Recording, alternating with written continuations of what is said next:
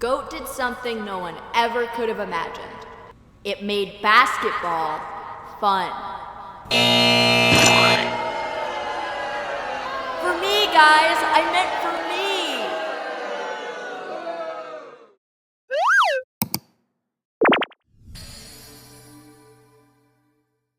I'm not really a sports guy, and if I had to hazard a guess, I'd bet a lot of you watching this aren't either.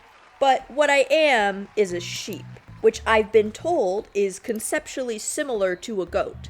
And I like animated movies, so when GOAT came out, it was kind of a no-brainer. And honestly, I have been totally shocked with its reception online. To see so many people dissing on GOAT or just having kind of a lukewarm reaction to it was honestly crazy to me. Because as someone who has watched this movie 3 times now, it's like really good. And I think the problem that a lot of people are having with it is that it's supposedly too simple or formulaic or cheesy. But if you'll allow me to step up to defend GOAT's honor here, here is my thesis statement. GOAT is good because it's simple, because it's formulaic, because GOAT has heart. And let me tell you why.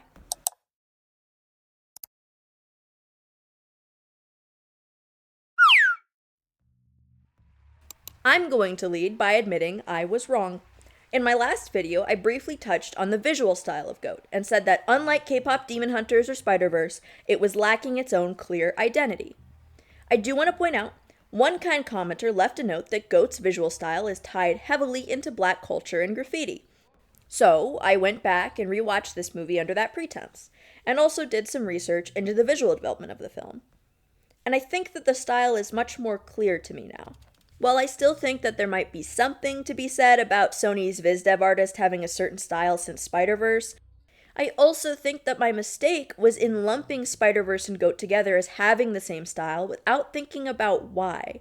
Because it is true that they have similar texturing and concept work, but that's because they're both stories that have black culture woven into them.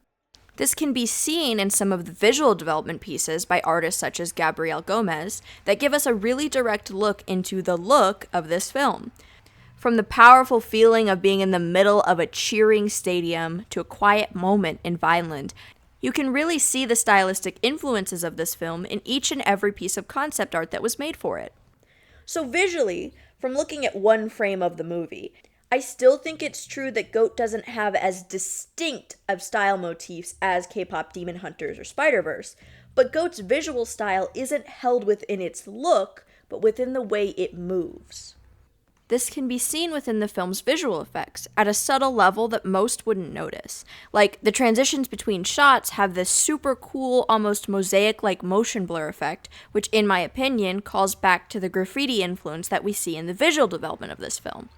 There are also major transitions that are themed in the style of filmography specific to sports entertainment, either through wordless cinematography and shots, or dialogue between the two Roarball commentators. But it is possibly most clear in the animation. The characters in this film, and the world as a whole, have been animated in an incredibly intentional and thoughtful way that sings back to its influences, while also being incredibly cool. This focus on movement extends beyond character animation into a part of the animation pipeline that is often overlooked. The stylization of this film is baked into every single hair on each character's head through the character effects process. And I'm not just saying that. I reached out to a character effects artist at Sony Imageworks, the very company that did the CG for GOAT. Don't just take my word for it, take hers.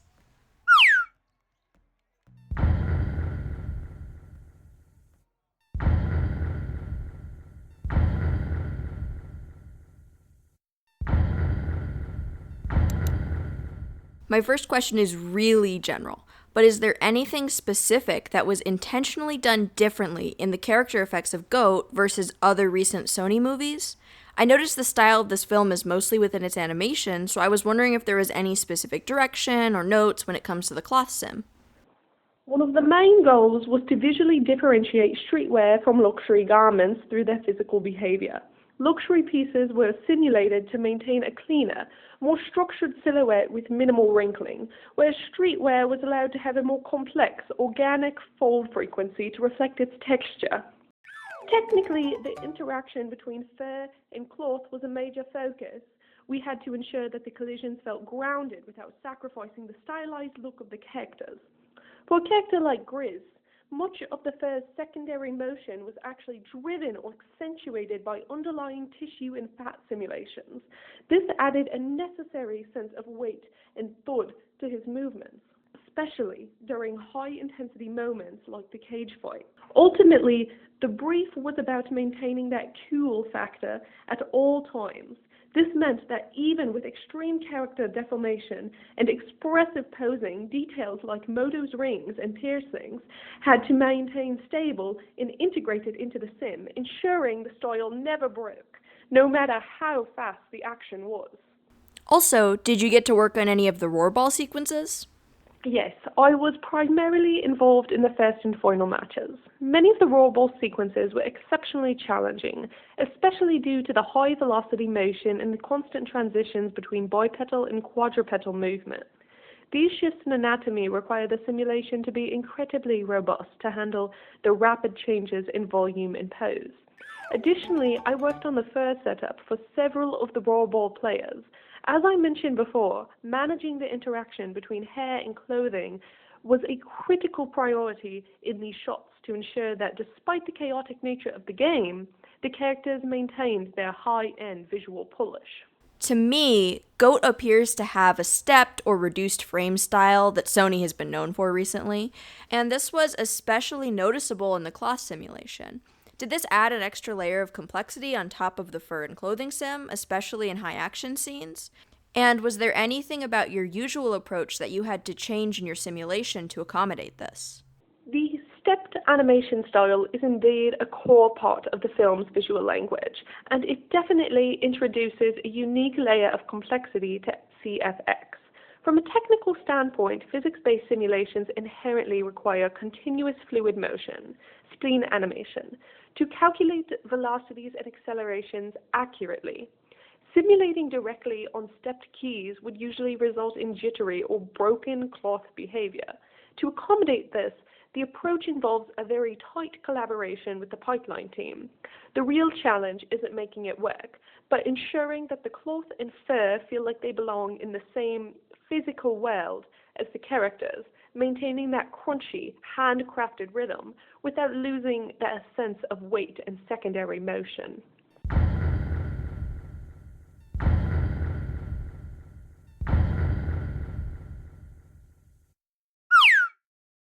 Look, Goat is a sports movie, and it's not like it's trying not to be. But using a formula or a trope doesn't immediately make your film poorly written. Goat is so good because it's taken this tried and true formula and built upon it. Goat knows it's telling a story that people have heard before, and it utilizes that to be accessible to a universal audience. The true excellence of Goat as a film lies not within its core story, but within the artistry and the characters that were built off of that story. Goat, at its heart, is a story about community, family, and relationships. The relationships between Will and his mother, between Will and his hometown, and most importantly, between Will and his team are the core of the story. Because of this, Goat isn't afraid to move the story along to get to the next interesting part of the character development, which is incredibly refreshing nowadays. Pacing is a core component of storytelling, and one that is often forgotten, especially recently. While content on the internet has gotten shorter and shorter, it seems like recently most short series are about 10 movies long, and most movies want you to block out 6 to 7 business days to get through them in one sitting. The efficiency in which Goat breezes by its story beats makes the movie easy to follow, easy to sit through with a disgruntled child, and easy to get immersed in the relationships between the characters. One incredibly important relationship within the story is between Will and Jet, and these are two absolutely darling characters.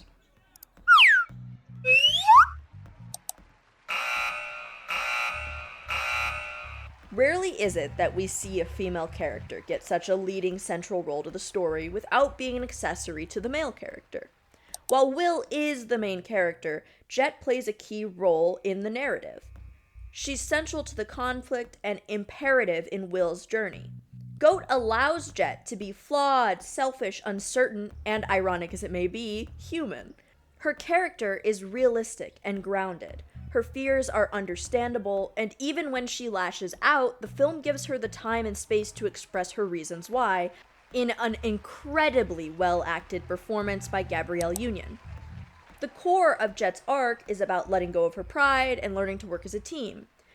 Her sense of pride and overcompensation on the court is a result of the insecurity that has been put on her to succeed and get a claw, both as an aging athlete and as a celebrity in general. From my perspective, GOAT isn't afraid to discuss real issues that affect athletes, whether it be aging, the physical pressure on athletes' bodies, or the corruption of the sports industry. It's able to represent these issues in a digestible way that doesn't cover the central story. Its subtlety is what makes it so effective.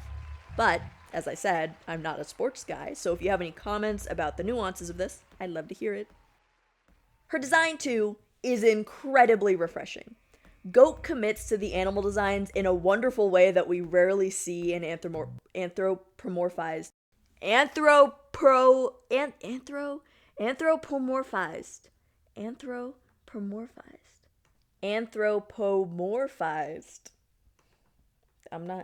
that's the best you're getting. Anthropomorphized characters.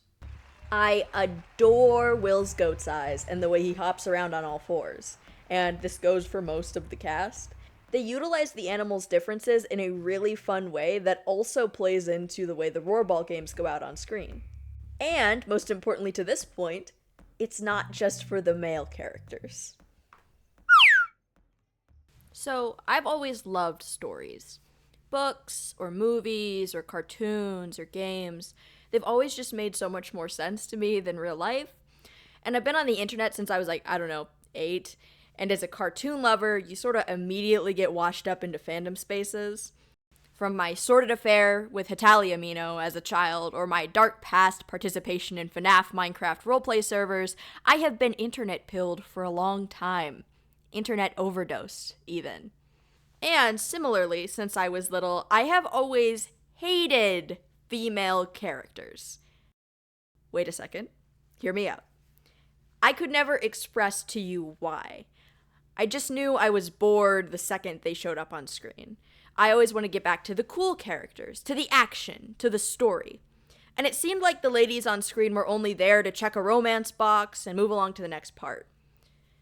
But now, since I've grown up, I can't explain why.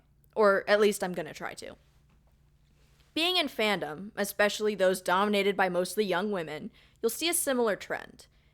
Fanfiction is 80% about gay men. The gay shipping phenomenon and the disproportionate fandom focus on men, in my opinion, doesn't have a lot to do with gender at all. To me, it's a result of the source material. Female characters are rarely treated with equal weight in stories. Young women don't ship two male characters because they are men, but because they're two interesting characters. Typically, these characters both have chemistry and a fun dynamic that you just don't usually see in women depicted in media. As an artist myself, I'll be the first to admit most of my characters are male, and I know most of my female and queer peers tend to have the same issue. And despite trying, as much as it hurts to say, I still haven't been able to fix this block in my head. As humans, we create media off of the media we ingest.